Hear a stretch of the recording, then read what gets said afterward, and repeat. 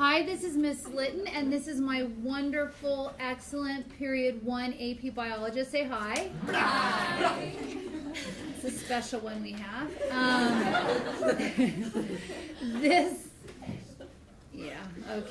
This is chapter 8, cellular respiration. We've already done photosynthesis, and we're very thankful for photosynthesis because what are the products of photosynthesis that we appreciate?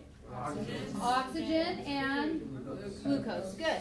Okay. So we can, that's not us, but we can eat and we can breathe.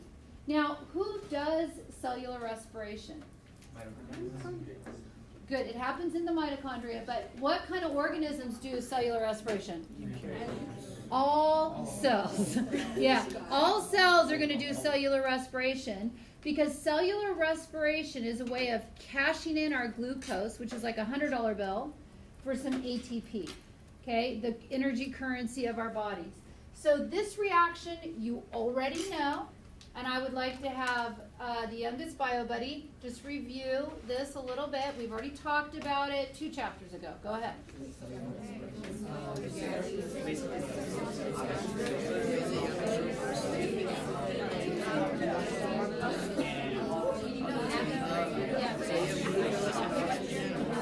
Like ATP, they separate ATP, and then they all go together and they form nucleus. So, on your basics, you break down carbohydrates. You're breaking down carbohydrates in order to build up what molecule? ATP. Good. To build ATP, it consumes what gas? Oxygen. It produces what gas? Carbon dioxide. Good. And then I gave you the equation right there. And we say it happens in land and water. If you need oxygen, are the fish taking the oxygen out of a water molecule? Are they splitting water in order to get their oxygen? No. Oxygen is dissolved in water just like you dissolve sugar into coffee. Okay, so I don't want to hear that I don't want somebody to think that they're splitting the water in here in order to access oxygen. Oxygen is dissolved in the water. What kind of water do you think has the most oxygen? Fast-moving water or slow-moving water? Fast, because it's getting the oxygen mixed into that water. Okay, when you have slow-moving water, that can be a problem and get depleted of that oxygen because it's not getting mixed in there. Okay, now we've already talked about oxidize and reduce. Youngest bio buddy, you just went, right? Yep. Oldest bio buddy, you explain this equation right here. You should have no problem. Okay, so pretty much what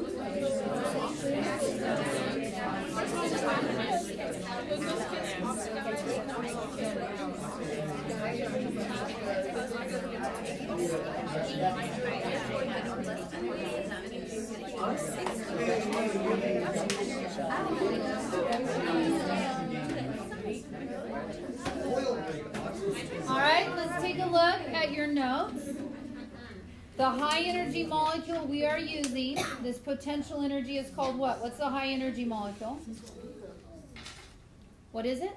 Glucose, good. Low energy, CO2 and water. So what's happening to the entropy? Remember we talked about this? If we're breaking it down, we're going to greater what? Entropy. Good. Okay. We have an electron pathway again, and here's a little summary. Glucose is going to get what? Oxidized. So is it gaining or losing energy? Losing energy. It's getting oxidized. The energy is getting released out of it. Electrons pass to coenzymes, and now instead of NADP, it's just plain old what? NAD, and there's another one called FAD. We have a new play-out. Which then drop the electrons off at a what? Electron transport chain, which ultimately will reduce oxygen into water. Energy harvest from an electron transport chain. We've already done this before. Whenever we na-na-na-na-na-na, what can we make? What is that called? Make some ATP. Good. The reactions of cellular respiration allow energy and glucose to be released slowly. Therefore, ATP is produced gradually, still only about 39% efficient. All right, now the coenzymes. We used NADP before. Now our coenzyme is just NAD. Here on the bottom, They've drawn it out for you. There are some things that you should recognize here. Here's adenine down here. What is adenine? It's a base. Good. Okay? And you have sugar and phosphates in here. Okay, so it is associated with like a nucleotide, what we're already familiar with. So I have a little video I'm going to show you here, but I need to pause this due to copyright. Okay, welcome back. So on your notes, go to where it says coenzymes, NAD and FAD, each which can accept electrons temporarily to form reduced NAD and reduced FAD. They are not consumed. They are recycled and reused. They are not consumed. They are recycled and reused.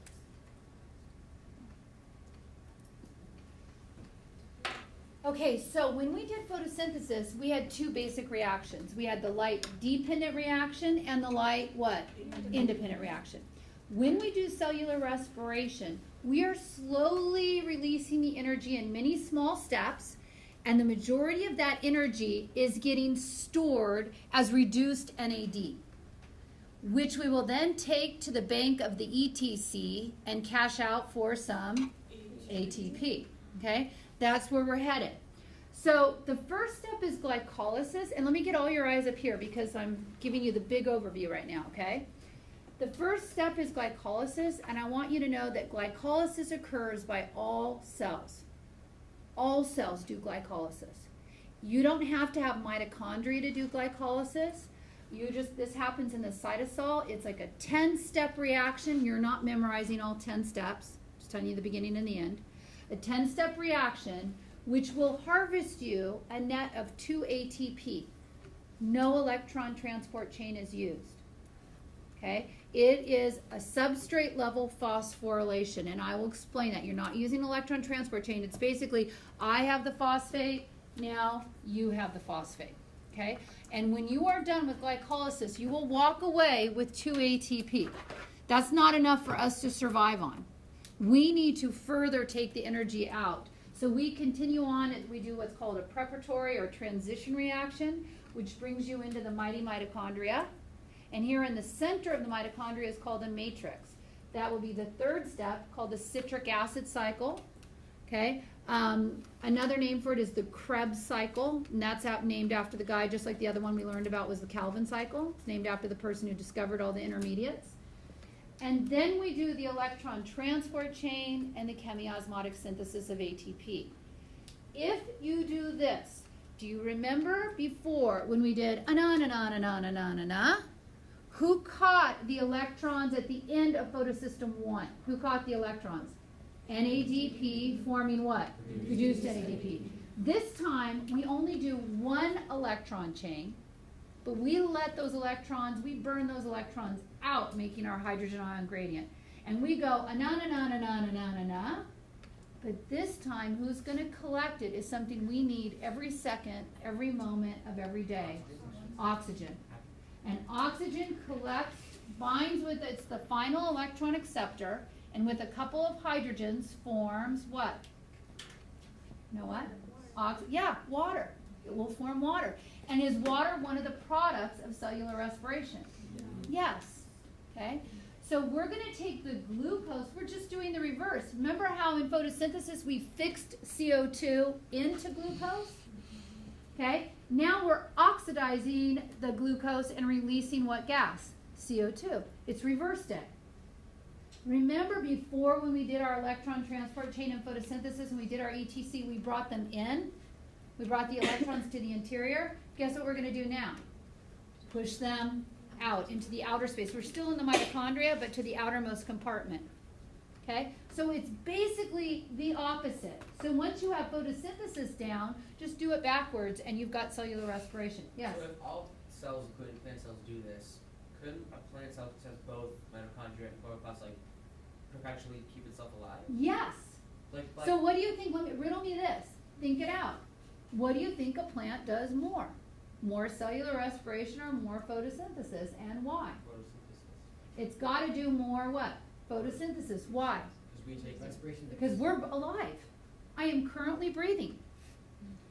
Why am I breathing? Because a plant did enough photosynthesis that it released oxygen gas that it didn't need for cellular respiration. So now I can breathe. Plus I ate this morning. So if I put a glass jar over a plant, could it like survive? Yes. Forever? Yes. Now, if you put that glass jar, you might build up a pressure, right? Because you're generating all that oxygen gas. So you'd have to have a release valve there. So it can like keep itself alive. Exactly. Absolutely. Why can't we do Okay. But think this out, because we don't have any. What is it going to need a source of? sunlight? It'll need sunlight, but what else does it need a source of? Carbon dioxide. So it's going to need carbon dioxide. So it could do it just even Steven, but it's going to need, you know, if it's going to do more, it's going to need some carbon dioxide. So what we're going to do is we're going to go through each of these steps and understand them. But you already have a great understanding of how to do it because you understand photosynthesis. Now take a look at your notes on your steps. And I didn't have you do a lot of writing on your notes. It's mostly about you flipping your pictures and highlighting in bold because I knew it would be the last couple days before the exam and I wanted to make sure we could move quickly through the material. Okay?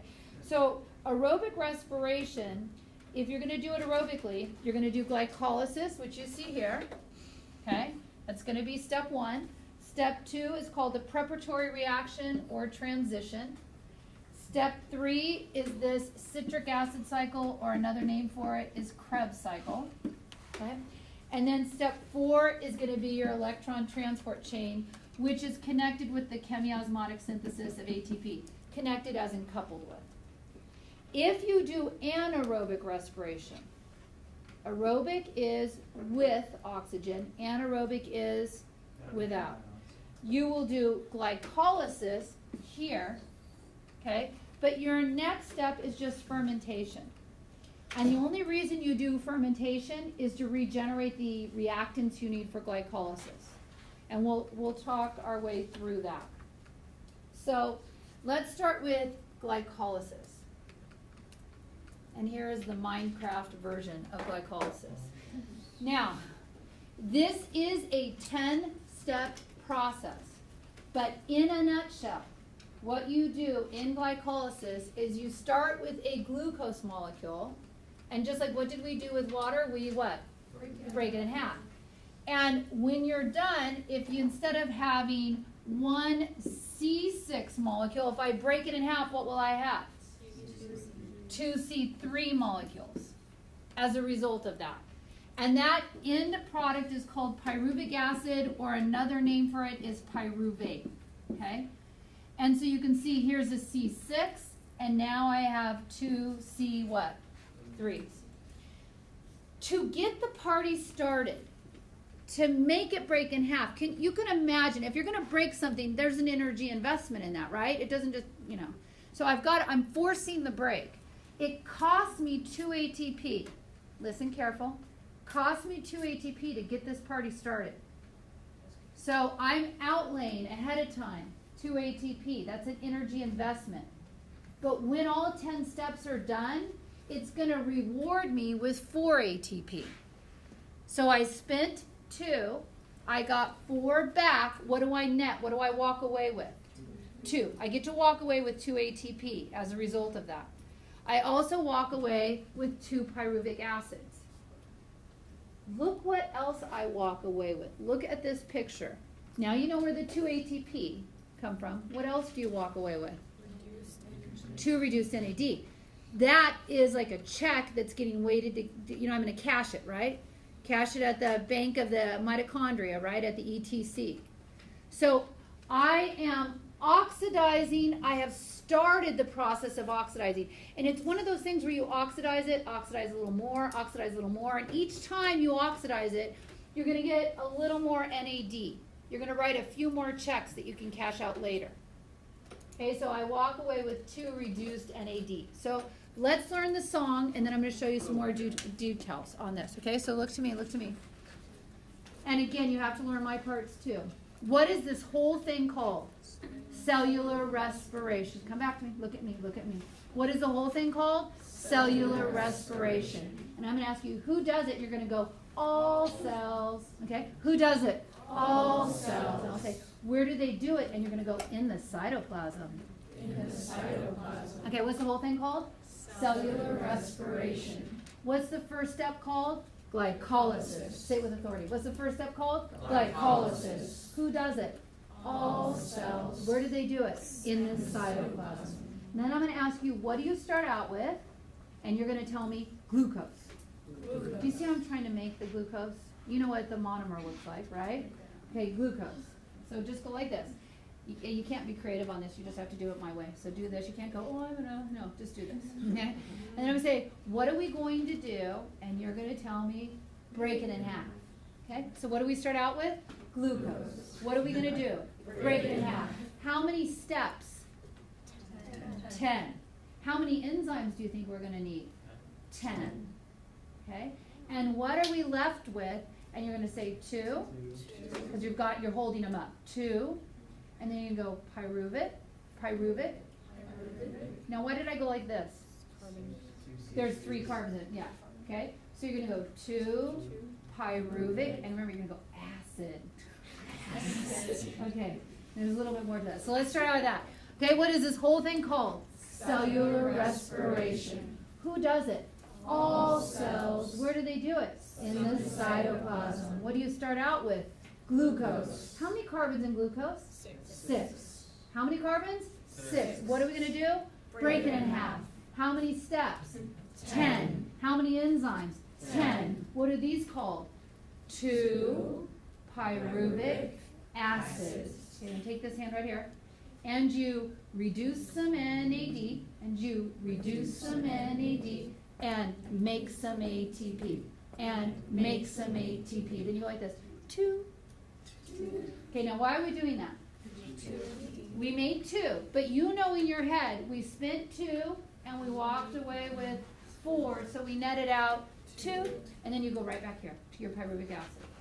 Okay, whole thing. What's the whole thing called? Cellular respiration. What's the first step called? Glycolysis. Who does it? All cells. Where do they do it? In the cytoplasm. What do you start out with? Glucose. How many carbons? 6. What are you going to do? Break it in half. How many steps? 10. How many enzymes? 10. What are these called? 2 pyruvic acids. And you reduce some NAD and make some ATP. 2. Perfect. Okay. Now, take a look right here. Now that you know that, this is really the 10 steps, and they're not even showing you all 10. You do not need to know the intermediates, okay? But so you can see the patterns between the 2, okay? I don't know if you can read that up there, but that says glucose. What are we investing right here? ATP. What did I tell you had to do to get the party started? Yeah, give 2 ATP. And then again, here we go with spending another ATP. Okay? When you are done with this intermediate, you know what you have? From our last reaction, what did I tell you made right here? G3P. This right here is G3P, or PGAL, right here. So you can see when plants do photosynthesis, they don't necessarily take their 2G3P and synthesize a glucose with it. If they need to do cellular respiration, they'll just start right here. And if they start right here, then they don't have to spend 2 ATP to get the party started. Got it? Okay. Now, it's very tiny here. Let me see if I can, it's still going to be a little bit blurry here.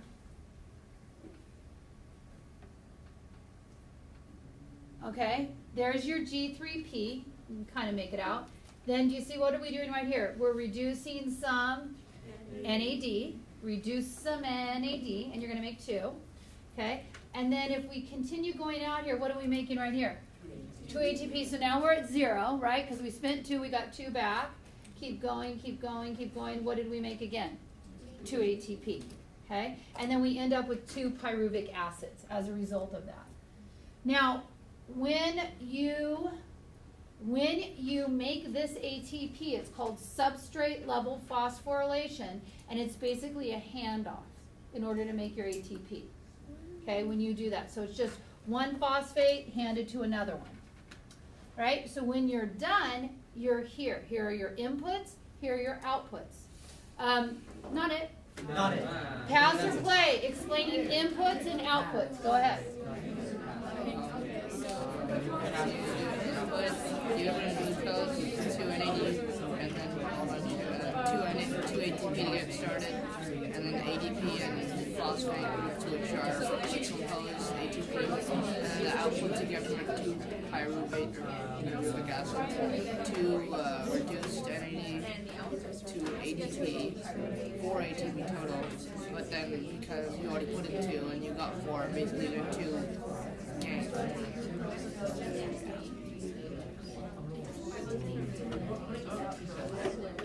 All right. So now we are outside the mitochondria and we're doing glycolysis. It occurs in the cytoplasm by all cells. Good. By all cells. You break down glucose 10 steps into pyruvate. It is a universal reaction. It probably evolved first.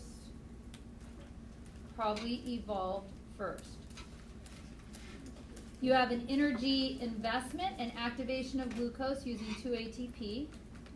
Splits into 2 3-carbon molecules called G3P. And then you have energy harvest, 1, 2, 3, ping pong back and forth. Whoever did the explaining of this, you just do number 2, and other bio buddy, you do 1 and 3. Go.